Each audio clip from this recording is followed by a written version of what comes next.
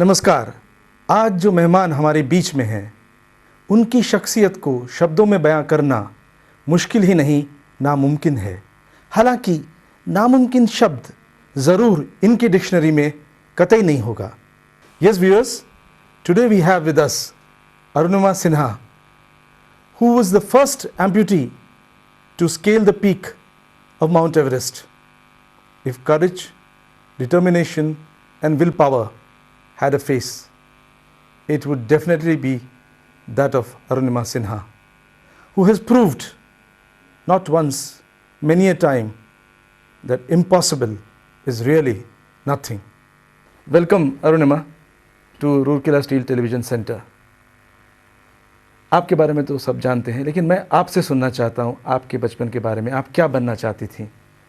Actually क्या कि पापा मेरे आर्मी में थे, तो हमारे घर में वो फैमिली मतलब एक आर्मी रूल्स था। और बचपन से मुझे एडवेंचर गेम खेलना इन सब चीज़ में बहुत पसंद था। हाई स्कूल और इंटर मेरा फर्स्ट डिवीज़न है, लेकिन मेरा मन नहीं लगता था पढ़ाई में। सच्चाई तो ये थी, लेकिन फर्स्ट डिवीज़न भी आया था।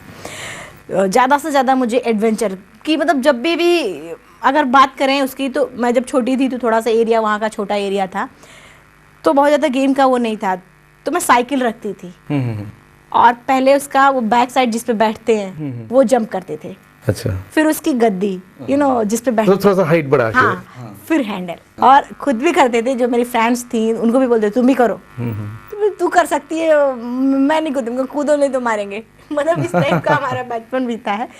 और बचपन से ही मतलब मुझे गेम में इसमें सब में इंटरेस्ट रहा। पापा हमारे क्या करते थे कि जब वो आते थे अपनी ड्यूटी से, तो वो साइकिलिंग करते थे, हम उनके साइकिलिंग के उस पर रनिंग करते थे। अच्छा। इस तरीके का हमारा बीता है। और एक हमारा फैमिली में हमारा भाई, छोटा भाई है, तो एक बार छोटी सी हम बात बताएंगे कि हम लोग शायद 5th में या फिर ऐसे थे, भाई को किसी ने झगड़ा किया आपस में, 2 बच्चों ने झगड़ा, मतलब इसने और दूसरे ने झगड़ा किया, तो उसने उसको भाई को पटक के और उसके पेट में दांत से काट लिया। बाप रे। दांत से काटा। हम अपनी फ्रेंड से बात कर रहे थे, मैंने सुना, तो मैंने देखा तो मुझे एकदम लगा कि मेरे भाई को काट लिया। तो 2 टिफ़िन वाला हम लोग टिफ़िन लेके जाते, एक मेरा होता था, एक मेरे भाई का होता था। तो मुझे लगा मेरे भाई को काट लिया। मैंने वो टिफ़िन उठाई और धड़ से उसके सिर पे मारा, सिर फट गया। बाप रे। और इतना ही नहीं कि मारा और मार के मैंने हाथ पकड़ा, उसने पैर पकड़ा, गेट के बाहर फेंक दिया कि क्यों उसने दांत काटी। क्योंकि गलती वो गाली गलौज भी करने लगा था, तो गाली गलौज नहीं आती थी हमको, तो ये और उसके बाद उसको धमकी भी दिया कि अगर मैं घर में, क्योंकि पापा हम लोग को बहुत मारते थे अगर किसी को हम लोग इस तरीके की हरकतें करते थे। तो मतलब बचपन से ही हमारा इस टाइप का था। मैं एक चीज़ पूछना चाहता हूँ कि अक्सर हिंदुस्तानी परिवेश में ये सिखाया जाता है कि लड़की को गुड्डे गुड़ियों से खेलना चाहिए, थोड़ा सा कोमल होना चाहिए, लेकिन आप पूरी टॉम बॉय टाइप थी, तो आपको घर में कोई ऑब्जेक्ट करता था क्या? जैसे माँ बोलती थी कि ऐसे मत करो, लड़कियों जैसी हरकतें करो, लड़कों जैसी नहीं। ये बहुत हंसी आ रही इस पे मुझे। नहीं, एक्चुअली पापा जब थे तब भी हमारे घर में कभी बेटी बेटा में भेदभाव कभी नहीं हुआ। माँ भी यही बात बोलती थी कि सुनो, वो हमारी, अगर तुमसे अच्छा काम तो वो कर रही है, तो वो हमारी बेटा है, वो हमारी, तुमसे तो क्यों, मतलब कभी इस तरह का भेदभाव नहीं हुआ। गेम खेलने के बाद मैंने गुड्डे गुड़ियों से कभी नहीं खेला। जब भी खेले हॉकी, फुटबॉल, और हमेशा बॉयज़ के साथ में ट्रेनिंग किया, क्योंकि जो एरिया था हमारा, जैसे डिस्ट्रिक्ट जो हमारा अम्बेडकर नगर डिस्ट्रिक्ट, छोटा डिस्ट्रिक्ट है, तो वहाँ पे लड़कियों को ट्रैक सूट जीन्स पहना और गेम खेलना, ये मतलब बहुत, अभी तो खैर शुरू हो गया, लेकिन पहले बहुत वर्जित था। तो हम जब खेलते थे तो भाइयों के साथ में, वो भी बॉयज़, फिर और फ्रेंड, भाई के फ्रेंड्स, तो सबके साथ में प्रैक्टिस करते थे। तो इसलिए मेरा जो भी ट्रेनिंग हुआ है सब बॉयज़ के साथ में ट्रेनिंग हुआ है। तो घर में हमारे कभी ऐसा भेदभाव नहीं हुआ, जोर से बोलना या फिर इस तरीके। जब भी अपनी बात, कभी भी जैसे कोई भी बात, अपनी बात पूरी दृढ़ता से हम कहते थे। जब भी कहीं भी ऐसा सिचुएशन आए तो अपनी बात, पूरी बात दृढ़ता से कहते थे। बहुत ही अच्छा लगा सुनकर। एक चीज़ मैं और आपसे पूछूंगा कि हमने सुना कि आप स्पोर्ट्स में काफ़ी हाई लेवल तक आपने खेला है, उसके बारे में कुछ बताइए। बिल्कुल, मैंने वॉलीबॉल और फुटबॉल में मैंने नेशनल किया है। और छोटा ही डिस्ट्रिक्ट होने की वजह से क्या हुआ था कि और लड़कियां गेम में नहीं आती थी, तो हमारी मैम थी, जो मैम मुझे हर गेम में भेजती थी कि तू इसमें भी खेल, इसमें भी खेल। मैं सब में कैसे खेलूंगी, मुझे नहीं आता कि नहीं तू खेल सकती है। लेकिन मेरा वॉलीबॉल फुटबॉल मेरा मेन गेम था, मैं उसी में खेलना चाहती थी, आगे भी जाना चाहती थी उसी में, नेशनल तक, इसे 7 बार नेशनल किया उसमें। हमने सुना है, देखा भी है कि न्यूज़पेपर्स में, मैगजीन्स में कुछ हादसा आपके साथ हुआ, उसके बारे में कुछ शेयर करना चाहेंगी हमारे दर्शकों के साथ? हाँ बिल्कुल। एक्चुअली 2011 में मुझे चलती ट्रेन से बाहर फेंक दिया गया था। कुछ बदमाशों ने एक सोने की चैन मैंने पहन रखा था, पूरे कंपार्टमेंट में वो लूटपाट करना, किसी ने नहीं बोला और सिर्फ मैंने बोला। जब उन्होंने मेरा छीनने लगे तो मैंने बोला कि नहीं, मैं नहीं दूँगी, और ये मेरी माँ का गिफ्टेड है, मैं नहीं दे सकती इस चैन को। तो उन्होंने, वो 4-5 थे, उन्होंने हाथ पकड़ा और एक बंदे ने फ्रंट से मेरे पेट पे जोर से लात मारी, तब भी नहीं गिरे, फिर दूसरे ने मारी, तब हम नीचे गिरे। और उसी समय अपोजिट साइड से ट्रेन आ गई थी, तो उस ट्रेन में टकराए, कहीं कहीं ट्रेन बहुत पास से, उस ट्रेन में टकराए, फिर नीचे गिरे। और मुझे ये पता नहीं कि मेरा पैर, लेफ़्ट पैर कौन सी ट्रेन में गया, खुद की ट्रेन में जिसमें हम थे उसमें, या फिर जो अपोजिट साइड से ट्रेन आ रही थी उसमें। उसके बाद पैर कट चुका था, लेकिन मतलब मैंने सोचा भी नहीं था कि मेरा मतलब इतना हम उम्मीद ही नहीं कर सकते थे कि मेरा पैर कटेगा। मेरा ब्रेन कॉन्शियस काम कर रहा था, मैंने दोनों हाथों से ऐसे करके उठने की कोशिश किया, नहीं उठ पा रहे थे, मुझे लगा क्यों नहीं उठ पा रहे, फिर दोनों हाथों से थाई को पकड़ के उठाया और देखा कि मेरा पैर कट के जीन्स में झूल रहा था, लटक रहा था। जूते पहन रखे थे स्पोर्ट्स शू, वो उसमें फुट में लगा है और ऐसे झूल गया था। तब उस चीज़ को तो मेरे लिए बहुत मुश्किल है उस चीज़ को बता पाना।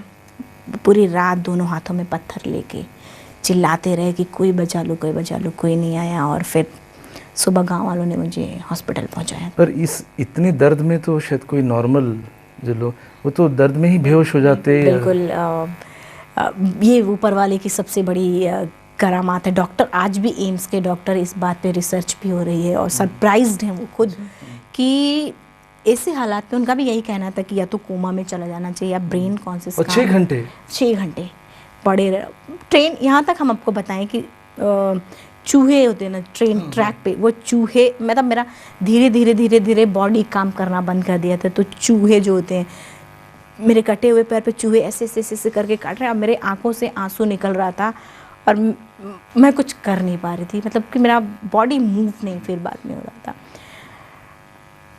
ट्रेन जब आती थी मुझे सुनाई देता था, यूं करके हम पेट के बल, ऐसे करके पेट के बल हम पड़े हुए थे, तो सुनाई देता था मुझे। ये दिमाग में बात आती कहीं गलती से मेरा हाथ चला गया तो हाथ भी कट जाएगा। तो इतना होश था आपको? इतना होश था। बट फिर क्या, ये मैं कुरेदना नहीं चाहता हूँ, लेकिन ये बहुत ज़रूरी है जानना कि उस समय आपकी मेंटल कंडीशन इतनी स्ट्रांग थी कि उस कंडीशन में भी, उस सिचुएशन में भी आपने गिव अप नहीं किया टोटली? बिल्कुल। एक्चुअली स्टार्टिंग में जब उन्होंने मुझे धक्का दिया था तो वाकई में उस समय मेरा भी दिमाग नहीं काम कर रहा था, लेकिन जब मैंने अपने आप को ट्रैक पे पाया कि 2 चीज़ थी वहाँ पे मेरे, कि मतलब या तो फिर पूरी तरीके से रोना धोना चिल्लाना इस टाइप की, लेकिन वहाँ पे कोई और नहीं है सुनने वाला। तो अपने आप को शांत करके मैंने सोचा और फिर इस तरीके के कि क्योंकि बहुत पेन हो रहा था तो मुझे और कुछ समझ में नहीं आ रहा था उस समय, तो इसलिए दोनों हाथों में पत्थर लेके और उस पर दर्द निकालने की कोशिश कर रहे थे कि जब कभी हमारे हर चीज़ में कुछ दर्द होता है तो हम किसी चीज़ को जकड़ लेते हैं जोर से। हाँ, बिल्कुल सेम उसी तरीके से मेरे साथ हो रहा था। वहाँ पे जोर से मैंने उसको पकड़ के रखा था कि पेन उस पर मैं निकाल पाऊँ, और क्योंकि ट्रेन की आवाज़ सुनाई दे रही थी इसलिए हाथ वगैरह को कंट्रोल में रखती थी कि गलती से हाथ चला जाएगा तो हाथ भी कट जाएगा। फिर क्या हुआ? आपको ले गए हॉस्पिटल में? बिल्कुल। उसके बाद फिर मुझे सुबह गांव वालों ने देखा, फिर हॉस्पिटल पहुंचाया। फिर हॉस्पिटल में भी फार्मासिस्ट, CMS डॉक्टर्स आए लोग थे वहाँ पे, तो आपस में वो बातें करने लगे कि ब्लड नहीं है, एनेस्थीसिया नहीं है, ऑक्सीजन नहीं है, तो इलाज शुरू तो करें कैसे शुरू। और आपको समझ आ रहा था वो क्या बोल रहे हैं? दिखाई नहीं दे रहा था, बट समझ आ रहा था, सुन रहे थे? बिल्कुल, सब सुन रहे थे। हम आपस में बातें कर रहे हैं वो लोग, तो क्या कहाँ से मुझ में भी हिम्मत आई मुझे भी नहीं पता। बोला वहाँ पे कि सर, जिस दर्द को बर्दाश्त किया कि उतनी देर ट्रैक पे पड़े रहे, उस पैर कटा, देखा अपनी आंखों से, उस दर्द को बर्दाश्त किया, अभी तो आप मेरे अच्छे के लिए पैर काटेंगे, अब बिना एनेस्थीसिया मेरा पैर काटो, हम बर्दाश्त करेंगे। ये हाथ भी स्टिचेस लगी हैं, यहाँ पे भी ये हाथ भी फ्रैक्चर था। एंगल होता है बेड का, उसका ऐसे पकड़ा था और मेरे पैर, उनके पास जो भी था छोटा, जो भी था अपना, उनके पास छोटे छोटे जो भी लोकल एनेस्थीसिया जो भी था उन्होंने लगाया, फिर मेरा पैर काटा गया। मुझे पता चल रहा था एक चीज़, और उस समय कितना भी बर्दाश्त करते लेकिन आवाज़ चिल्लाहट निकली जाती, मैं चिल्ला दे रही थी मैं उस समय। और फिर थोड़ी देर बाद इस पैर की भी हड्डियाँ टूट टूट के बाहर आ गई थी, तो उस पर बैंडेज किया और मैं पकड़ के रखी हूँ इतना ज़ोर से। फिर मुझे उसमें वार्ड में ले जाके शिफ्ट किया। तब तक हमारा परिवार आ गया था। रेलवे ट्रैक पे ही जब गांव वालों मुझे उठा रहे थे, उसमें से किसी ने एक मतलब अच्छा पढ़ा लिखा आदमी, दोनों ने मुझसे पूछा कि बेटे अगर घर का नंबर बता सकते हो तो बताओ। मैंने खुद घर का अपने नंबर मैंने खुद बताया था। पहले माँ का नंबर बताया तो माँ का नंबर नहीं लगा, फिर भैया का नंबर बताया। उसने मिस कॉल दी। भैया की आदत है कि हमेशा मिस कॉल का पलट के जवाब देते हैं। तब भैया ने पलट के जवाब दिया, तब उसको भैया को पता चला कि ऐसे ऐसे एक्सीडेंट हुआ है। तब इस तरीके से उसने बताया कि ऐसे ऐसे हुआ। उसके बाद फिर बरेली से मुझे KGMC ट्रामा सेंटर, उस समय अखिलेश यादव जी नहीं थे CM, लेकिन वो आए थे मिलने। अभी इस समय जो माननीय मुख्यमंत्री हमारे के हैं, उस समय वो मिलने आए। उसके बाद उन्होंने बोला कि KGMC में एडमिट कराया जाए, अच्छा इलाज वहाँ होगा। KGMC पहुँचे, क्योंकि मामला फिर बाद में जब पता चला कि रुनिमा नेशनल प्लेयर भी है, तब अच्छे लेवल से मेरा ट्रीटमेंट शुरू हुआ।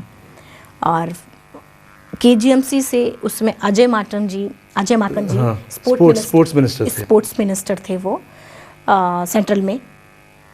उनको भी पता चला सोनिया गांधी के कहने अनुसार, फिर वो आए एयर एम्बुलेंस से, क्योंकि मैं एक स्पोर्ट प्लेयर थी इसलिए फिर आए। KGMC से लेके मुझे एम्स ट्रॉमा सेंटर एडमिट कराया गया।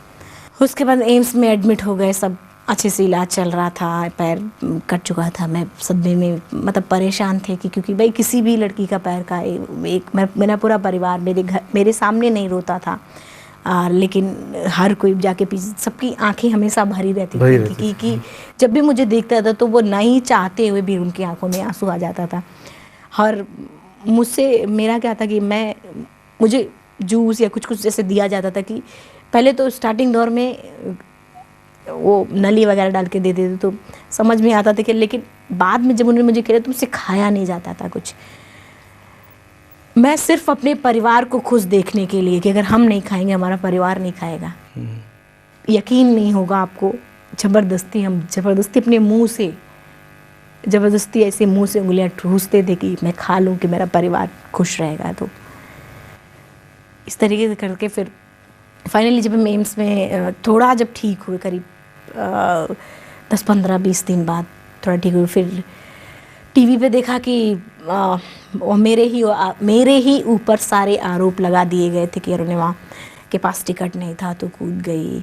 फिर उसका भी खंडन घर वालों ने किया, टिकट दिखाया, CCTV फुटेज जब मैं टिकट ले रही थी मैं तो वो भी दिखाया, उसका खंडन किया। फिर बाद में बोला गया कि गेट पे बैठी थी तो धक्का लगा गिर गई। कोर्ट ने बोला कि अगर 10 ट्रेन में हम औचक निरीक्षण करवाते हैं, अगर लड़कियां ट्रेन के गेट पे बैठती नज़र आती हैं तो मान लूँगा कि अरुणिमा बैठी थी। उसका भी खंडन हुआ। लास्ट में बोला कि अरुणिमा सुसाइड करने गई थी। वाकई में वो एक अलग सदमा मेरे लिए था जब मैं बेड पे थी और बोला जा रहा कि अरुणिमा सुसाइड करने गई। मैं एकदम शॉक में कि ये सब क्यों, बचाने की पैसा हो। जब जिसकी ड्यूटी थी उस समय हर कोई तो फंस रहा था। 49 ट्रेन अप डाउन हुई थी, क्या किसी ने नहीं देखा? अच्छा, तो अपनी नौकरी बचाने के लिए वो किसी भी हद तक जा सकते हैं।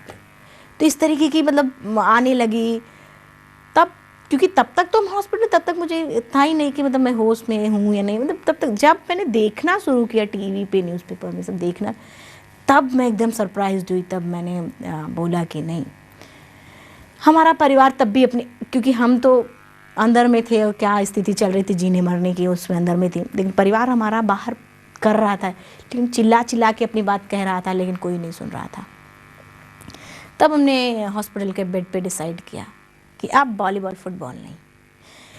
मैं लखनऊ से दिल्ली आ रही थी, ग्रेटर नोएडा में मेरा CISF का इंटरव्यू था, इंटरव्यू बाद में था लेकिन मेरा डेट ऑफ बर्थ उसमें गलत था, उसको सही कराने के लिए हम मेन आ रहे थे। उस समय ये हुआ था।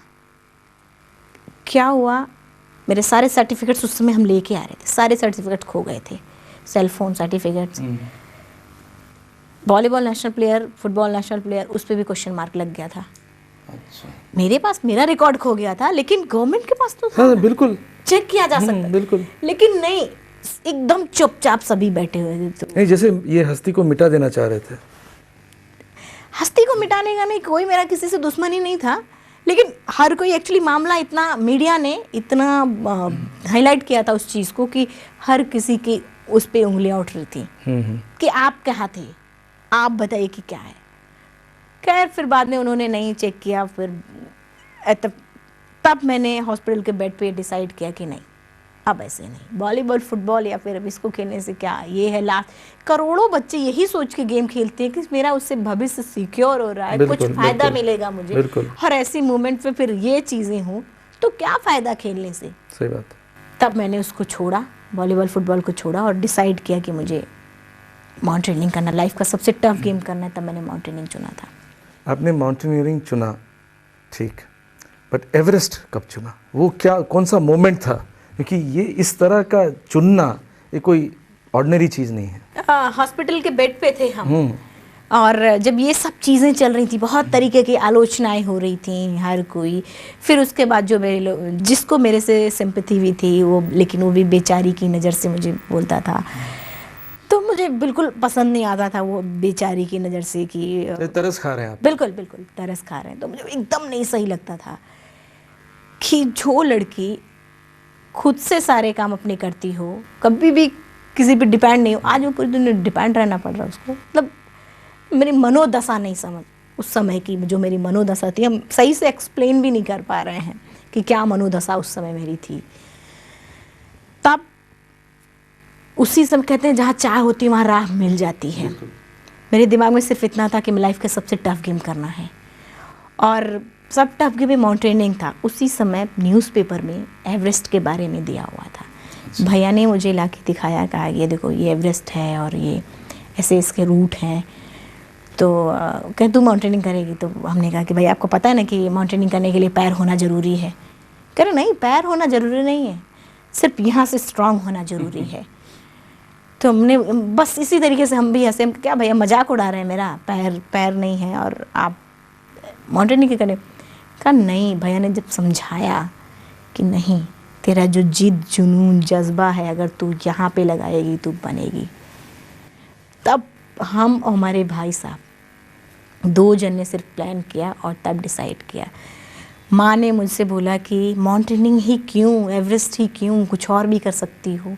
क्योंकि कोई भी माँ बोलेगी कि इतना दर्द बर्दाश्त करने के बाद आज मतलब फिर, क्योंकि पूरे टाइम माउंटेनियरिंग में पूरा दर्द, उसके बाद फिर जान जाने के भी चांसेस होते हैं उसमें, तो इसलिए माँ, कोई भी माँ बोलती अगर उसकी जगह पे होती तो माँ ने ये बोला। लेकिन फिर बाद में जब उनको लगा कि नहीं ये कर सकती है, पूरी तरीके से मेरे साथ रहीं और हर समय मुझे मोटिवेट करती रही हूँ। पापा का क्या? पापा एक्चुअली मैं उसी समय जब हम लोग छोटे छोटे थे तो पापा की बहुत पहले डेथ हो गई थी।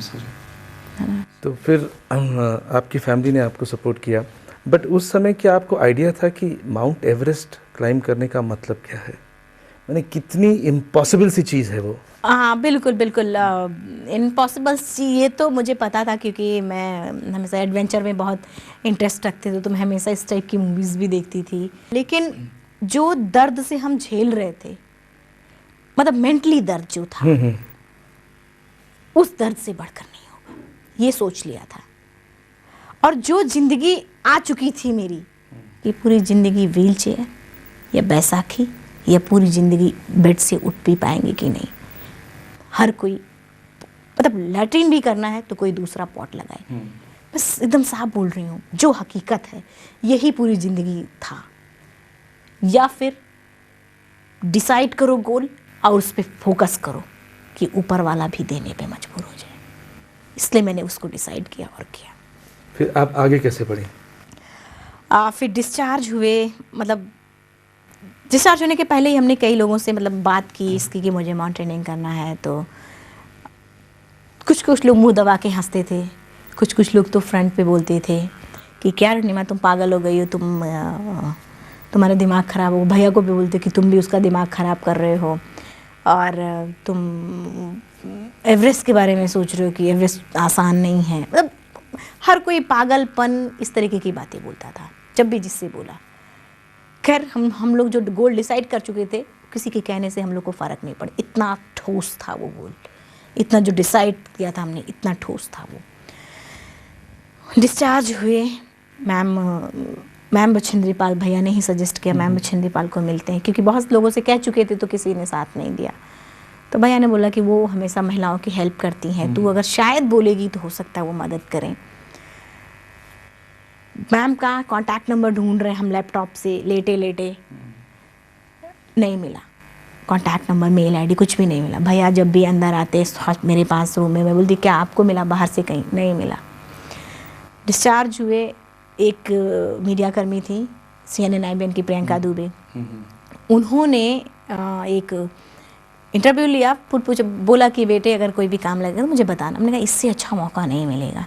तब उन्होंने मैम दीदी मुझे मैम का कांटेक्ट नंबर चाहिए। उन्होंने फिर मुझे क्या करोगी, वो तो माउंटेनियर है। मैंने कहा हाँ दीदी बस चाहिए। डर के नाते नहीं बताया उनको कि क्यों मांग रहे हैं हम, क्योंकि सारे लोग मजाक उड़ाते थे मेरा। सही बात। नहीं बताया उनको। उन्होंने 2 घंटे के अंदर मुझे कांटेक्ट नंबर दिया। मैम को 5 टाइम हमने फ़ोन किया, नहीं बात हुई। उसके बाद लगातार मिलाते रहे, तब भी नहीं मिल रहा था, तब भी मिलाते रहे। 6वीं बार मेरी उनसे बात हुई। बताया मैम कि ऐसे मैं अरुणिमा और आपसे मिलना चाहते हैं। ठीक है बेटे आ जाओ। उसी दिन रेलवे स्टेशन पहुँचे। पुरुषोत्तम ट्रेन थी, पहली बार हैंडीकैप कंपार्टमेंट में बैठ के जमशेदपुर पहुँचे। मतलब उस दौरान रात में जब हम ट्रेन में थे ना, उस दर्द को भी हम नहीं बता सकते क्या मेरी फीलिंग्स चल रही थी। पहली बार हैंडीकैप कंपार्टमेंट में बैठी? बिल्कुल बिल्कुल। मतलब मेरे पास कोई रिजर्वेशन नहीं था और पहली बार हैंडीकैप कंपार्टमेंट में बैठे थे। उसके पहले अगर सही पूछो तो मुझे पता भी नहीं था कि हैंडीकैप कंपार्टमेंट लगता है। मैंने कभी देखा ही नहीं। आज भी मैं सोच रही हूँ उस चीज़ को, तो मेरे रोंगटे आज भी खड़े हो रहे हैं कि क्या दिन थे वो कि मैं हैंडीकैप कंपार्टमेंट में बैठी और फिर वैसे मुंह छुपा के रो रहे थे। तो भैया मुझे समझाने की कोशिश करते थे। खैर सुबह पहुँचे, मैम को फिर फ़ोन किया कि मैम मैं जमशेदपुर में हूँ, आपसे मिलना चाहते हैं। मैम मेरी एकदम सरप्राइज रह गई कि अभी तो डिस्चार्ज हुई और अभी यहाँ, और आज कल डिस्चार्ज हुई, आज यहाँ पे फ़ोन भी किया कल ही और आज यहाँ। तो कहा मैम बस मिलना चाहते हैं आपसे। मिले जाके मैम से, और मैम ने फर्स्ट टाइम जब भैया को पकड़ पकड़ के चल रहे थे हम, इस पैर में स्टिचेस लगी थी, मेरे राइट लेग में स्टिचेस लगी थी, वो मेटल वाला स्टिचेस होता है उस टाइप का लगा था। और इस पैर का स्टम्प एकदम नया मतलब घाव तो ठीक हो गया था लेकिन रेड पूरा था। हाँ मतलब वो स्किन नई थी एकदम, तो रेडपन था उसमें। आर्टिफिशियल लिम्ब लगा था, बहुत पेन होता था। फिर भी भैया को पकड़ पकड़ के हम चलते थे। स्टिक बैसाखी व्हीलचेयर कभी नहीं यूज किया। मैम के पास गए। मैम ने फर्स्ट टाइम जब मुझे देखा, मैंने अपना प्रपोजल रखा कि मैम ऐसे ऐसे है।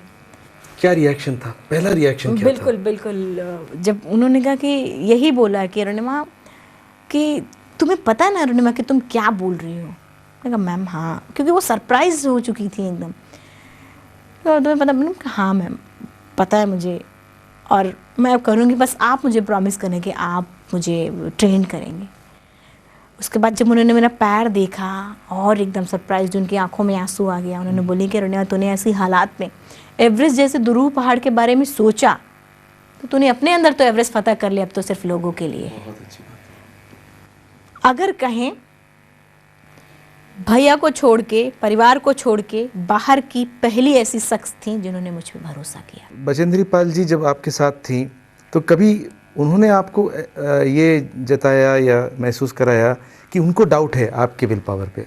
नहीं, वो तो हमेशा बोलती थी कि नहीं तू तो बहुत जिद्दी है, सनकी है। मुझे बोलती तू थोड़ी सनकी है, मैम बोलती थी। और हर बार जब हम कोई भी पीक क्लेम करके आते थे तो मुझे बहुत वो, मतलब जैसे कहते हैं ना, जब अच्छा होता है तो वो अच्छे को हमेशा अच्छा बोलती है, और बुरा है तो डायरेक्टली बुरा बोलती है कि नहीं ये सही नहीं है। किसी पीक को अगर हम क्लाइम करके आते थे, भले से मेरे पैर वैर से ब्लड निकल रहा है, कुछ भी हो रहा है, तो कभी मतलब इस तरह की दया नहीं दिखाती थी वो मुझे। ट्रेनिंग में कभी हमेशा हिम्मत देती थी वो मुझे कि क्या हुआ, निकल रहा है, कुछ नहीं, जब तक निकलेगा नहीं तब तक तू जाएगी नहीं। इस तरीके ऐसे ऐसे मुझे पकड़ती थी, कहती ये मेरी शेरनी है, ये जरूर एवरेस्ट क्लाइंब करेगी, मेरा सपना पूरा करेगी, ये मुझे विश्वास है। तो उनका जो बोलना था तो मेरे अंदर एनर्जी जनरेट करता था हर बार।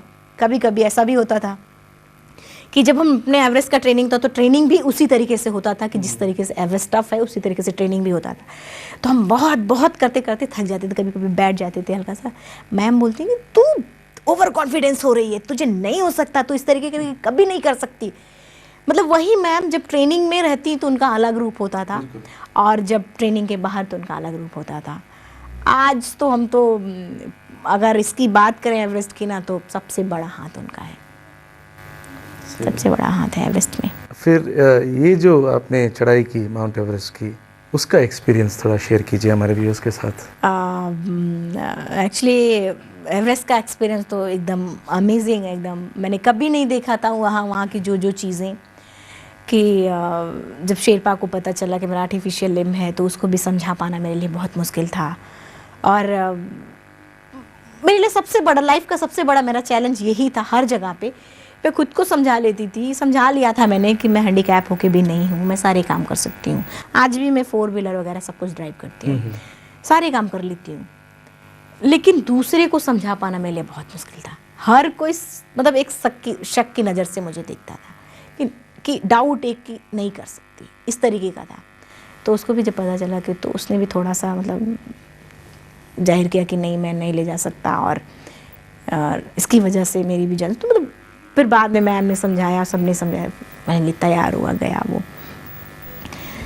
बेस कैंप से कैंप 1 जाने से पहले हमने आइलैंड पीक को क्लाइम किया था। 20,070 फीट है वो, एकदम स्टीप। वहाँ पे भी जब फ्रंट पॉइंटिंग हम मारते थे तो पैर मूव हो जाता था। शेरपा बार बार बोले नहीं हो सकता। रॉकी एरिया तक तो हम सबसे पहले चल के आए, लेकिन जैसे क्रैम्पोन एरिया मतलब आइस एरिया शुरू हुआ, मेरा पैर मूव हो जाता, स्लिप कर जाता था उस पर। एक्चुअली इतना हार्ड आइस होता, रॉक जैसा। हाँ, रॉक जैसा बिल्कुल। उस तरीके का हार्ड आइस होता था कि मेरा पैर बार बार स्लिप कर जाता था, हम गिर जाते थे, बार बार गिर जाते थे। शेरपा बोलता नहीं हो सकता तो वापस। मैंने बोला कि कहाँ, अभी तो शुरू किया है, धीरे धीरे हो जाएगा। धीरे धीरे धीरे धीरे करते करते आइलैंड पीक को भी क्लाइम किया। जो मेरे साथ थे वो मेरे से पहले चले गए थे। एक लड़का, हरियाणा का रामलाल नाम है उसका, वो रॉकी एरियाज तक मेरे से पीछे था। फिर बाद में वो भी मेरे से आगे निकल गया, लेकिन कुछ हद तक आगे जाने के बाद उसको वॉमिटिंग वगैरह शुरू हो गई थी, क्योंकि एक्लेमेटाइज होने की तो एल्टीट्यूड की वजह से वो वहीं पे बैठ गया था और काफ़ी उसकी तबीयत ख़राब थी। मैं बहुत पीछे थी उससे, मतलब वो मुझे दिखाई भी नहीं दे रहा था, लेकिन हम धीरे धीरे धीरे धीरे करके पहुँचे रामलाल तक। कुछ देर पहले उसने वॉमिटिंग किया था, वो एरिया भी देखा मैंने कि उसको वॉमिटिंग हुई। फिर आगे पहुँचे तो वो बैठा हुआ था, मैंने देखा उसको। हम रुके नहीं, हम चलते रहे उसके बगल से। मैंने सिर्फ इतना बोला, रामलाल क्यों बैठे हो, चलो, सिर्फ इतना। आज भी रामलाल मुझे बोलता है कि रणेवा तूने मुझे पुश किया था, कि वो उठा बिना कुछ बोले। जिस रोप में हम थे उसी रोप में अपना जुमार लगाया और मेरे पीछे धीरे धीरे चलता रहा। जिस स्पीड से हम चल रहे थे उसी स्पीड से वो चलना शुरू किया। और जैसे जैसे करके हम स्टीप वो वॉल क्लाइंबिंग किया, हमने जिस स्टीप आइस वॉल क्लाइंब किया उसी तरीके से वो करता रहा। फाइनली वो मेरे साथ आइलैंड पीक को सबमिट किया, कर दिखाया उसने। और अभी भी बोलता है कि रणा तेरी वजह से मैंने सबमिट किया। मैं ये बार बार सोच रहा था कि तेरे पास पैर नहीं है, तू कैसे चल रही है, तो मेरे पास तो सब कुछ है, मैं क्यों ना चलूँगा। आज भी बोलता है। या एक चीज़ मैं आपसे, मुझे ये चीज़, इस चीज़ ने बहुत बहुत प्रभावित किया कि उस वक्त भी आपको ख्याल था कि कोई बैठा हुआ है, उसको साथ लेके चलना है। आपने उससे कहा रुको मत चलो। लेकिन आपकी ज़िंदगी में कितने बार ऐसे मुकाम आए हैं जब सबने कहा तुम नहीं कर सकती, सोचना भी बेवकूफ़ी है या पागलपन है या जुनून है।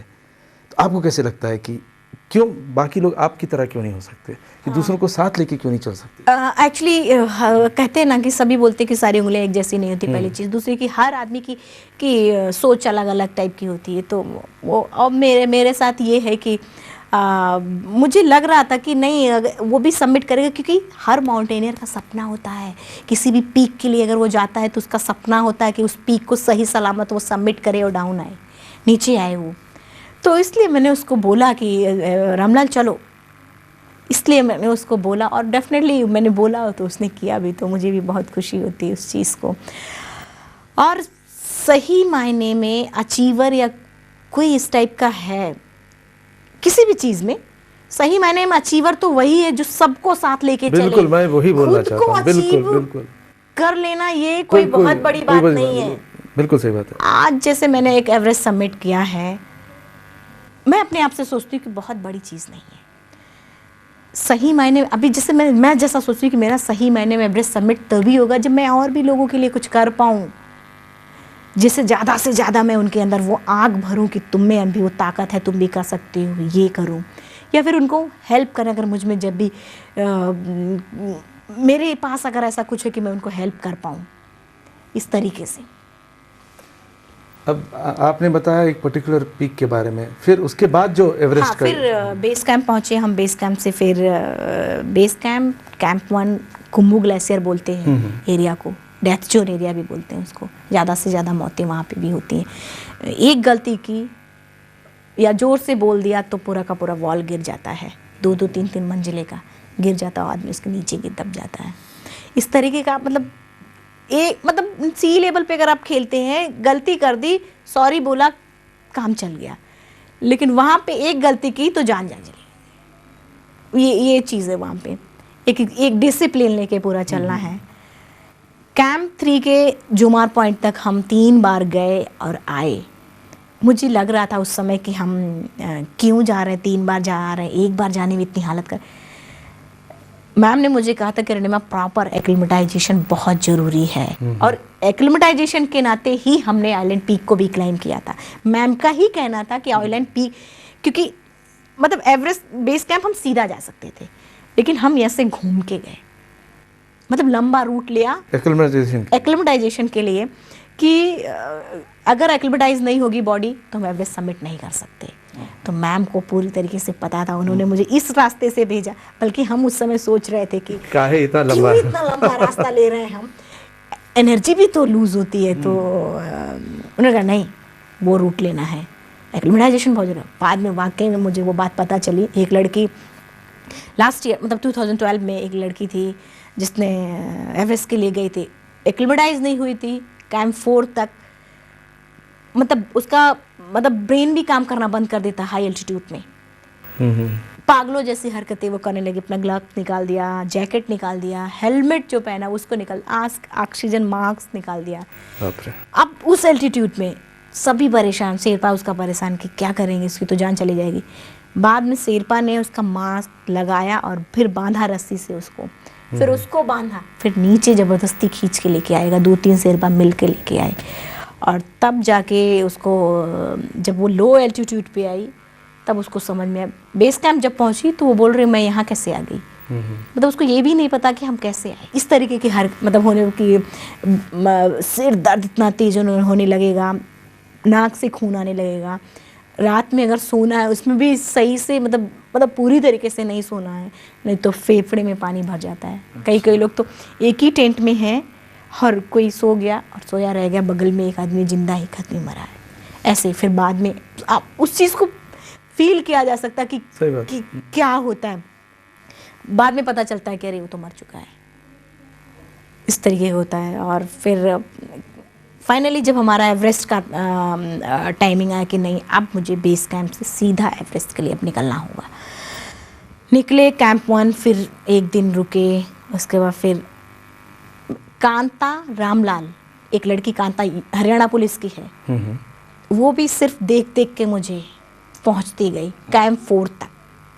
वो भी यही बोलती, आज भी वो भी यही बात बोलती कि रणिमा तुझे देख के हम लोग चले हैं कैंप 4 तक। कैंप 4, फिर कैंप 1, फिर कैंप 2, कैंप 3, कैंप 4 पहुँचे हम। 20 मई 2013 को कैंप 4 पहुँचे हम, दिन को 1 बजे। कोशिश यही करना चाहिए कि 1 बजे, 12 बजे, 1 बजे तक पहुँच जाना चाहिए, नहीं तो फिर करीब शाम को 4 बजे समिट के लिए मेन निकलना पड़ता है। अच्छा। अगर उस दौरान हम 1 बजे पहुंच गए तो हमें थोड़ा सा रेस्ट करने का टाइम मिलता है, 1 2 3 4 2 घंटे 3 घंटे करीब रेस्ट करने का टाइम मिलता है। हम 1 बजे पहुंच चुके थे। एक्चुअली इतना प्रेशर, मतलब प्रेशर वहाँ पे होता है कि नींद भी नहीं आएगी, सिर दर्द, मतलब उस सिर दर्द को बता भी नहीं सकते कि कैसा सिर दर्द वहाँ पे होता है। अगर आप लेह कभी गए हों, लेह के कुछ एरिया में, तो हाँ मैंने सुना है कि ऑक्सीजन की कमी की वजह से, बहुत डेफिनेटली ऑक्सीजन कमी की वजह से बहुत बहुत दर्द होने लगती है। मतलब सोना चाह रहे हैं, आंखों में नींद है, लेकिन हम सो नहीं सकते, ऐसा होता रहेगा। खैर, फिर शाम को 4 बजे हम निकले समिट के लिए, मेन समिट के लिए। तो कांता, रामलाल, ये दोनों भी तब भी उसी समय हमारे पीछे ही निकले। उस एरिया में एकदम ब्लू आइस, कैंप 4 से ब्लू आइस। मैं वैसे भी कैंप 3 से कैंप 4 आते आते बहुत टायर्ड हो चुकी थी। उस दौरान मुझे लगा कि मैं नहीं जा सकती। शेरपा से बोला मेरा हाथ पकड़ लो, तो उसने नहीं पकड़ा। ऐसे इरिटेट होके रोप हमारी थी, रोप को ऐसे पटका, बोला क्या आप चाहते हो कि मैं सबमिट ना करूँ ना? ठीक है, नहीं करेंगे, नहीं जाते, हम वापस जा रहे हैं। ऐसे करके हम बोल रहे थे, लेकिन मेरे पैर आगे बढ़ रहे थे। इस तरीके का था, हम जरूर बोल रहे थे लेकिन मेरे पैर आगे बढ़ रहे थे, क्योंकि जैसे हम ये पैर रखते थे ऐसे स्लिप हो जाता था, जैसे रखते स्लिप हो जाता था, रुक ही नहीं रहा था। और ताकत लगा के हम क्रैम्पोन को गड़ाना चाहते थे बर्फ में, गड़ता ही नहीं था। इतना हार्ड रॉक होता है, जोर से ऐसे मारते लगता ही नहीं था। खैर, किसी तरीके से वो ब्लू आइस पार किया। उस बीच में रामलाल और वो दोनों हमने बोला कि आप लोग जाओ, क्योंकि एक की वजह से सबका सबमिट का नहीं। तो फिर वो दोनों निकल चुके थे आगे, दोनों वहाँ से आगे निकल गए। बोला कि रणवा तू आएगी, भरोसा है हमको, इसी भरोसे पर हम लोग जा रहे हैं। धीरे धीरे धीरे करके हम आगे बढ़े। जब कुछ हद तक आगे बढ़े, हम करीब रात के 1 बज गया था कि 12-1 ऐसे कुछ बज गए। हेडलाइट हमारी जिधर जा रही उधर ही डेड बॉडीज नज़र आ रही है। बालकनी एरिया है एक जगह, वहाँ पे जिधर देख रहे हैं हम उधर डेड बॉडीज नज़र आ रही है। मतलब किसी का मतलब ऐसे किसी का हाथ दिख रहा है और किसी का पैर दिख रहा है। 99 की डेड बॉडीज, पुरानी बहुत, पूरा इक्विपमेंट्स पहना है, हेलमेट ऐसे करके बंधा है, और कुछ का जो बहुत पुरानी है उसके कहीं मांस निकल गए हैं, हड्डी दिख रहा है, हेलमेट ऐसे कंकाल हो गया है, और उसका वो हुक ऐसे बंद है, लेकिन इस टाइप का। हाँ, कितना बड़ा माउंटेनियर क्यों ना हो, हौसले पस्त होने लगते हैं जब ये चीज़ें देखते हैं। कुछ तो मतलब एकदम नई ताजी डेड बॉडीज, कुछ तो एकदम आ करके ऐसे आवाज़ आ रही है, कुछ ऐसे इस टाइप का दिख रहा। वाकई में ऐसे एक जगह तो ऐसे मैं ऐसे हाथ रख के, ब्रीदिंग मेरी बहुत फास्ट हो रही थी, स्टीप चढ़ना था तो मैं थोड़ा सा ब्रीदिंग फास्टली हो रहा था, तो मैं ब्रीदिंग ले रही थी। बगल में मेरे डेड बॉडीज़ था, मैंने देखा नहीं था उसका पहले, क्योंकि अंधेरा था पूरा, तो सिर्फ हेडलाइट सामने अपना दिखता है। जब यूं करके देखा तो बहुत बुरी तरीके से हम डर गए, और फिर फटाफट आगे भागना शुरू किया। कई डेड बॉडीज़ को तो लांग के भी जाना पड़ता है, और कुछ तो होता है कि अगर हमारे पास ताकत है या फिर शेरपा होता है तो उसको जब डेड बॉडीज़ को क्रेवासेस में डाल देते हैं। अच्छा, कि रिस्पेक्ट की उससे, बिल्कुल रिस्पेक्ट की वजह से उसको डाल देते हैं। या फिर उसका अगर जिस भी देश का है उसी फ्लैग, अगर उसका पास फ्लैग है तो उस फ्लैग में ही उसको लपेट देते हैं, लपेट के किनारे कर देते हैं।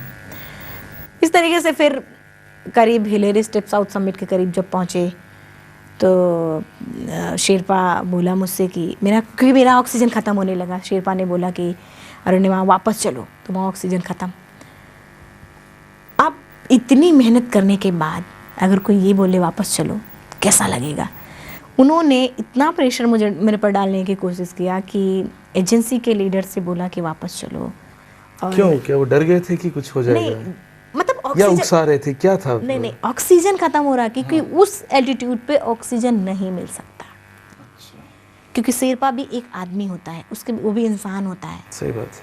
तो वो अपना ऑक्सीजन तो देगा नहीं आप, और उसकी लंग्स की कैपेसिटी में हमारी लंग्स की कैपेसिटी में बहुत अंतर। मैं ऑक्सीजन का रेगुलेटर करीब 3 पे खुला था, उसका 2 पे या फिर ऐसे करके, तो उसका कम निकल रहा था, मेरा ज़्यादा, इसलिए मेरा ऑक्सीजन खत्म हुआ।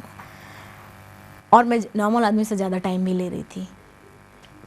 फाइनली वहाँ पे कुछ देर कन्विंस करने की कोशिश की हमने कि आप जो है चलो चलो चलो, आप कुछ नहीं होगा, कन्विंस करने की। लेकिन वो तो बहुत एक्सपीरियंस होल्डर, बहुत उनके पास तो बहुत एक्सपीरियंस होता है। उन्होंने बोला नहीं अरुणिमा, कुछ भी हो सकता है और ज़िंदगी रही तो दोबारा एवरेस्ट करेंगे। लेकिन मेरे लिए शायद वो मेरे मन की दशा नहीं समझ पा रहे थे कि मेरे लिए कितना ज़रूरी था सब एवरेस्ट सबमिट करना। मैंने बोला कि नहीं सर, मुझे तो जाना है, किसी भी कीमत पे मुझे एवरेस्ट सबमिट करना ही है। मैं इरिटेट होके बोला, मैंने कहा ठीक है आप जाना। इरिटेट क्या मतलब, डिसीजन लेना जिसको कहते हैं डिसीजन मेकिंग, डिसीजन लेना मेरे लिए। मैंने लिया डिसीजन वहाँ पर कि नहीं मैं तो जाऊँगी, आपको जाना हो तो जाओ, नहीं जाना हो मत जाओ, मैं जा रही हूँ। एक कदम आगे बढ़ाया। माँ मुझे हमेशा एक बात बोलती थी कि अरुणिमा, जीवन में कभी भी ऐसी सिचुएशन में हो तो हमेशा लाइफ में एक कदम आगे बढ़ाना, और अगर जो जिस सिचुएशन में हो वहाँ अगर तुमको लग रहा है कि तुम नहीं कर सकती, पीछे मुड़ के देखना, ये सोचना कि एक एक कदम करके मैं यहाँ पे पहुँची हूँ। बहुत ही बढ़िया बात। और एक एक कदम करके मैं समिट पे भी पहुँची। कुछ दूर बचा था वहाँ से। फाइनली वही बात मन में घूमता गया और उसी बात पे एक कदम हर बार बोलते थे, ओके एक कदम और, इस तरीके से मतलब खुद को मोटिवेट करके मतलब कहते हैं ना कि जब भी पांचों छठों इंद्रियां काम करती हैं, तो मैं बोल के और कानों से सुन के, माइंड में सोच के मैं मोटिवेट कर रही थी खुद को। उसके बाद एक एक कदम करते फाइनली हम समिट पे पहुंचे। 21 मई 20 तारीख को शुरू किया था शाम को 4 बजे साउथ कोल यानी कि कैंप 4 से। 21 मई 10:55 सुबह के हम समिट पे पहुंचे। 4 बजे से चलना शुरू किया। 21 मई 10:55 पर समिट पहुंचे। करीब 7 से 8 मिनट वहाँ पे रहे हम। उस खुशी को मेरे पास तो शब्द ही नहीं है। बस मैं वही आपसे पूछना चाह रहा था कि जब आप पहुंची तो सबसे पहला ख्याल अगर आपको याद है और सबसे पहला चेहरा, बताइए वो क्या ख्याल था? सच बताएं तो मैं ऐसे नी के बल ऐसे गिरी, और मतलब गिरी क्या मतलब नी के बल अपने आप को रखा और हाथ ऊपर किया और जोर से चिल्लाने का मन कर रहा था कि इतनी जोर से चिल्लाऊं कि सारी दुनिया को बता दूं कि आज मैं टॉप ऑफ द वर्ल्ड पे हूँ। उन लोगों को बता दूं जो लोग ये सोचते हैं कि महिलाएं कुछ नहीं कर सकती। उन लोगों को बता दूं जो लोग ये सोचते हैं विकलांग, दूसरे महिला, तीसरे मिडिल क्लास फैमिली, उनका भरम तोड़ना चाहते थे हम। हर भरम को तोड़ना चाहते थे वहाँ से, मतलब चिल्ला के हम। लेकिन उस हाइट पे चिल्ला भी नहीं सकते, लेकिन मेरे पास जितनी ताकत थी फिर भी मैंने चिल्लाया। और सबसे पहले मैंने उन लोगों को थैंक यू बोला था जिन लोगों ने मेरी आलोचना की थी, क्योंकि कहीं ना कहीं से सबसे बड़े मेरे साथी तो वही थे जो मेरी आलोचना कर रहे थे। अगर वो मेरी आलोचना नहीं करते, मेरे अंदर वो आग ही नहीं पैदा होती, मैं वहाँ पे कभी पहुँच ही नहीं सकती। बहुत सारे लोग बोलते हैं कि अगर कोई आपके लक्ष्य के प्रति आपको नेगेटिव बोलता है तो आप इग्नोर कर दो या फिर एक कान से सुनो निकाल दो। नहीं, मेरा मानना है सुनो, इग्नोर मत करो, सुनो और यहाँ रखो। तब तक रखो जब तक आप अपना लक्ष्य को अचीव ना कर लो। तो आप ये बोलेंगे कि वो जो अल्फाज हैं जो कहते हैं कि आप नहीं कर सकती या आपको क्रिटिसाइज़ करती हैं, आपकी निंदा करते हैं, उन अल्फाजों को आप रखिए, उसको पनपने दीजिए, उसको सींचिए। हाँ। उसको एक ये मतलब उनको यहाँ पे रखने से जानते हैं क्या होगा, उससे आपका गोल हमेशा आपको याद रहेगा और फोकस हमेशा रहेगा, हमेशा फोकस रहेगा। मुझे इसका जवाब देना, इन्होंने बोला है, मुझे इसको कर दिखाना है। और इतना मजबूर हो जाएगा, अब इतना मजबूर कर दोगे आप उसको कि लास्ट में वही बंदा आके आपको बोलेगा, अरे अरुणिमा हम बोल रहे थे ना कि आप जुनूनी हो, आप कुछ भी कर सकते हो। निश्चित यही मेरे साथ, मतलब जो भी हम यहाँ पे बोल रहे हैं मेरे साथ ऐसा हुआ है। बिल्कुल सही बात। तो ये सब एक एक जिंदगी जो जी मैंने वो हम आपको बता रहे हैं, ऐसा ही होता है। और हर कोई बोलेगा नहीं वो तो तेरे में बचपन से ही था, कि वो शुरू से मुझे पता था कि कुछ ना कुछ करोगी। तो वो ये चीज़ें फिर इस तरीके से तब्दील हो जाती हैं। सबसे पहला चेहरा वहाँ पे सबसे पहला चेहरा एक्चुअली शंकर जी की हम फोटोज़ लेके गए थे और स्वामी विवेकानंद और उनके गुरुजी और माता जी की वहाँ पे पूजा भी किया था। सही पूछो, अगर जो मेरी कहते ना कि अगर देवी की दर्जा अगर इस धरती पे कोई किसी को देवी का दर्जा दिया जाए तो मुझे मैम को मैं दर्जा देती हूँ, मैम बछेंद्री मैम को, क्योंकि वो एक मेरी माँ और एक वो मैम, ये दोनों जन मेरी लाइफ का वो पार्ट हैं जो मेरे आस भी जहाँ भी मैं जो भी हूँ आज इन्हीं दोनों जन का सबसे बड़ा हाथ है। एक एक पल जब भी लाइफ में जब भी हम कभी निराश हुए हैं, इन दो जन ने मेरे अंदर वो आग भरा है, कूट कूट के भरा है। तो सबसे पहले मुझे जब पूजा किया, उस समय भी मुझे पूजा कर रहे थे तो मुझे दोनों जन का फेस नज़र आ रहा था और बोल रहे थे वहाँ से भी, मैम मैंने सपना पूरा किया आपका। क्योंकि जब काठमांडू जब मैम छोड़ने जा रही थी मुझे, तो काठमांडू तक मैम छोड़ने गई तो मैम ने बोला कि अरुणिमा बेटे कोई प्रेशर नहीं है आप पे, आप जितना हो सकेगा उतना ही करना, नहीं हुआ कोई बात नहीं, नेक्स्ट टाइम ट्राई करेंगे। लेकिन लास्ट में निकलते निकलते मैम ने बोला कि बेटे याद रखना, सिर्फ इतना याद रखना, सिर्फ अब ये तुम्हारा सपना नहीं है, पूरे देश का सपना है, मेरा सपना है, टाटा स्टील का सपना है, कोई प्रेशर नहीं है, सिर्फ सपना सबका है। मतलब बहुत बहुत खुशी हुई मुझे। और वहाँ पे जब फेस मुझे भगवान का फोटोज़ और स्वामी जी विवेकानंद का सबका फ़ोटो रखा था, तो उस समय मेरे मन में वो फ़ोटो मैम की और माँ की दोनों जन की आ रही थी। और एक्चुअली मुझे वो मंत्र नहीं आता कि जो क्या पढ़ते हैं वहाँ पे, अभी क्या सोचेंगे आप मुझे नहीं पता। एक्चुअली मुझे मंत्र नहीं आता, ना ही मैं बहुत ज़्यादा पूजा हो मतलब भगवान को मैं मानती हूँ, लेकिन नहीं, उसे दर्शाती नहीं है कि मैं इतना मानती हूँ, इतना मंत्र पढ़ती हूँ, मंदिर 10 बार जाती हूँ। तो मुझे मंत्र भी नहीं आता। मैंने सिर्फ वहाँ पे ये भी बोला, हे भगवान जो भी स्वामी जी मंत्र पढ़ते हैं वो मंत्र आप एक्सेप्ट कर लो, और क्या है वो मुझे नहीं पता। इस तरीके करके फिर सबको थैंक यू बोला, मैम को थैंक यू बोला कि मैम आज सपना पूरा किया मैंने आपका, आज मैं हूँ और मैं जिंदा आऊँगी, मैं जिंदा आऊँगी, ठीक ठाक से आऊँगी।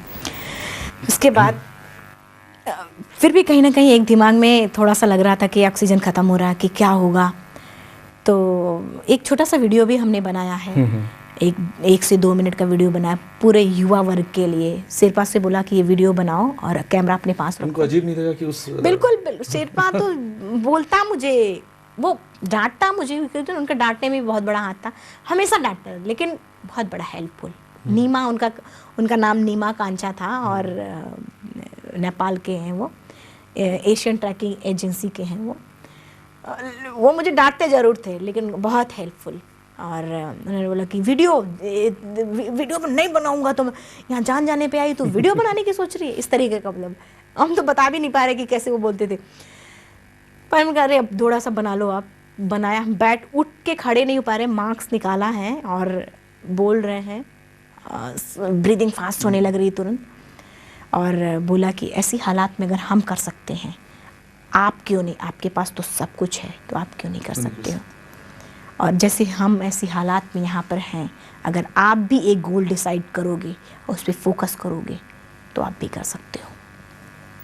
बनाया और बोला शेरपा से कि भैया अगर हम नहीं पहुँच पाते हैं तो आप ये मेरे इंडिया पहुँचा देना, भैया आपसे मिलेंगे, भैया को दे देना, पूरे इंडिया में चला जाएगा युवा वर्ग तक कि क्या मेरा मैसेज था, क्या मैं चाहती थी। तब उसके बाद फिर हम नीचे आना शुरू किए। वेदर पूरी तरह, क्योंकि 10:55 हो चुका था और 8 से 10 मिनट मतलब करीब 11:05 ऐसे ही हो चुका था।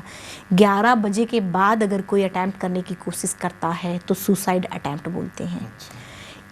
इसलिए हम जितने लोग टॉप पे थे उस समय, जब हम पहुंचे थे तो कई लोग टॉप पे थे, लेकिन उसके बाद फटाफट वो नीचे आना शुरू किए। सभी लोग भाग के, हमारा शेरपा सिर्फ बचे थे टॉप पे और किसी तरीके से हम भी नीचे आने की कोशिश कर रहे हैं। मेरा ऑक्सीजन भी फिनिश। उसी समय एक ब्रिटिश क्लाइंबर थे, टॉप से नीचे ही थे, वो काफ़ी नीचे ही थे थोड़ा टॉप से, तो उनके पास 2 ऑक्सीजन था। उन्होंने एक को लगाया और एक को वहीं फेंका और नीचे जाने लगे, क्योंकि वेदर पूरी तरीके से ख़राब हो गया था। जो मतलब एक्चुअली मेरे साथ था कि मैंने क्यों रिस्क लिया, क्योंकि स्पॉन्सरशिप बहुत मुश्किल से, क्या पता कि दोबारा मुझे चांस भी नहीं मिलता।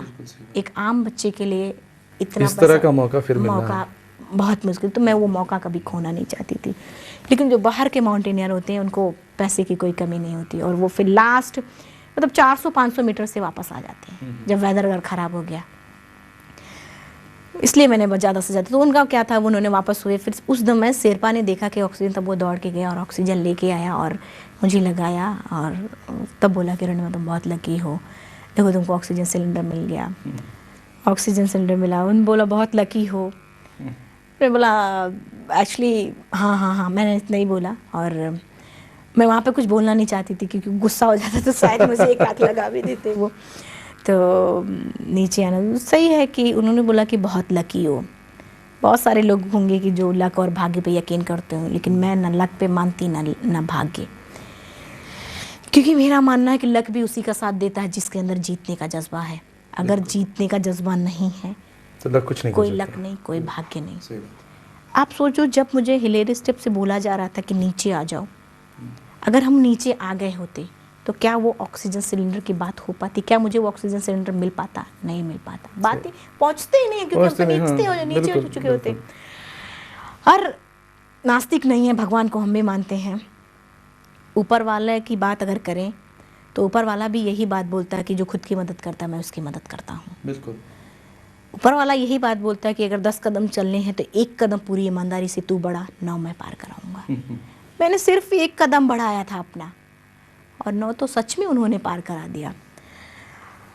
और अगर कॉन्सेप्ट की बात करें तो मेरा कॉन्सेप्ट एकदम क्लियर हो चुका था। जब रेलवे ट्रैक पे 6 से 7 घंटा करीब हम पड़े रहे, तब नहीं मरे। रेलवे समय सारणी के अनुसार 49 ट्रेन अप डाउन हुई थी, तब नहीं मरे तो वहाँ कैसे मर सकते थे? और इसलिए जो हमारा लक्ष्य था हम उसमें क्यों ना उसको हासिल करें, क्यों ना पाएं। तो जैसे हमारे नियम है उसके भी नियम है। जब उसकी लिस्ट में मेरा नाम नहीं है वो मुझे नहीं ले जा सकता। वो तो मुझे गोद में उठा के लेके पहुंचाया नीचे। सही बात। वो तो गोद में मुझे उठा, क्योंकि अब बिना ऑक्सीजन के हम जिंदा नहीं रह सकते थे वहाँ। तो कहीं ना कहीं से तो ऑक्सीजन आना था ना। मैं एक चीज़ आपसे पूछना चाहता हूँ कि आपको क्या लगता है ये जो आपने अचीव किया उसका क्या कारण है? अगर आपको एक कारण बताना पड़ेगा तो। जुनून। किसी भी चीज़ के लिए मैं जुनून बहुत, क्योंकि जुनून आपसे वो करवाता है जो आप खुद नहीं कर सकते हो। बहुत बड़ी बात कही आपने। और मुझे लगता है कि जितने भी महान सेनानी हुए हैं या जितने भी शहीद हुए हैं, जितने भी वैज्ञानिक हुए हैं, खिलाड़ी हुए हैं, सबके पीछे ये एक ही भावना है, एक ही ज़िद और जुनून, यही चीज़ें हैं। तो हमारी अंत में हमारी युवा पीढ़ी के लिए और महिलाओं के लिए जो राउरकेला स्टील टाउनशिप में है खासकर, उनके लिए आप क्या मैसेज देना चाहेंगे?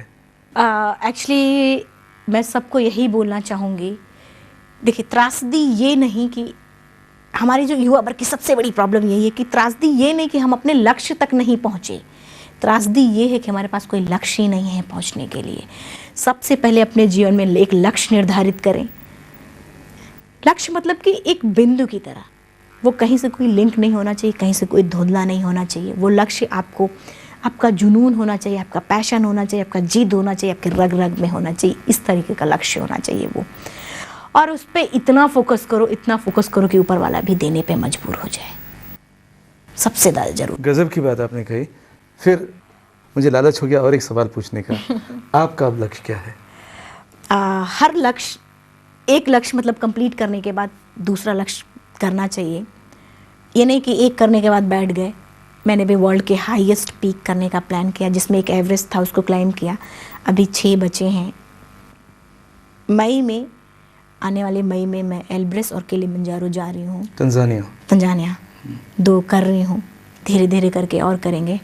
साथ साथ में, क्योंकि माउंटेनिंग हमेशा नहीं कर सकते, तो मुझे प्रैक्टिस जारी कर, तो उस प्रैक्टिस की मेरा टाइम ना वेस्ट हो, उसमें मैं आर्टिफिशियल ब्लेड रनिंग भी करती हूँ। अच्छा। आर्टिफिशियल ब्लेड में अभी मैंने तमिलनाडु से खेला है। 200 मीटर रनिंग में मेरा गोल्ड आया, 100 मीटर में मेरा गोल्ड आया है। स्टेट खेला है। अभी नेशनल चंडीगढ़ में है आफ्टर 25 मार्च। तो मे बी उसका भी रहेगा, तो नेशनल में भी कुछ ना कुछ आएगा ही। हमारी शुभकामनाएं आपके साथ हैं। बच्चों के लिए आप कुछ कर रही हैं? हाँ, और एक सही मायने में अचीवमेंट तभी होगा, एवरेस्ट अचीवमेंट। खुद से एक संकल्प लिया है कि सही मायने में एवरेस्ट अचीवमेंट तभी होगा कि जब मैं और भी बच्चों के लिए कुछ करूँ, क्योंकि बहुत सारी अरुणिमा ऐसी हैं जिनके अंदर वो विल पावर भी है, वो एक्स्ट्रा ऑर्डिनरी भी है, वो सब कुछ है उनके अंदर। पर कितना एक प्लेटफॉर्म नहीं मिल रहा है। मुझे एक प्लेटफॉर्म मिला मैम के जरिए कि मैं आज यहाँ पे हूँ। तो ऐसे बच्चों के लिए मेरा भी फ़र्ज बनता है कि मैं भी उन बच्चों को एक सपोर्ट करूँ और उनके आगे लेके आऊँ। बहुत सारी अरुणिमा तैयार करना, जैसे मैम ने इंडिया का था, वर्ल्ड का निकाला उन्होंने, वैसे मेरा भी वही सपना है कि मुझे भी करना है। जज्बा, जज्बात और जुनून, अरुणिमा जी से हमने आज कुछ क्या, बहुत कुछ सीखा है। और मुझे पूरा यकीन है, पूरी उम्मीद है कि आप में से हर कोई उतना ही प्रभावित हुआ होगा जितना कि मैं हुआ हूँ। कुछ लोग आते हैं हमारी ज़िंदगी में और चले जाते हैं, लेकिन ऐसी कुछ शख्सियत हैं, जैसे मैंने पहले भी कहा था, जो एक अमिट छाप छोड़ जाते हैं। उनमें से है हमारी आज की मेहमान अरुणिमा सिन्हा। और मैं अपनी तरफ से, आप सबकी तरफ से उनको गुड विशेस देता हूँ कि वो अपने लक्ष्य पर लगातार कायम रहें और इसी तरह हमको भी एक आदर्श और एक इंस्पिरेशन देती रहें। नमस्कार।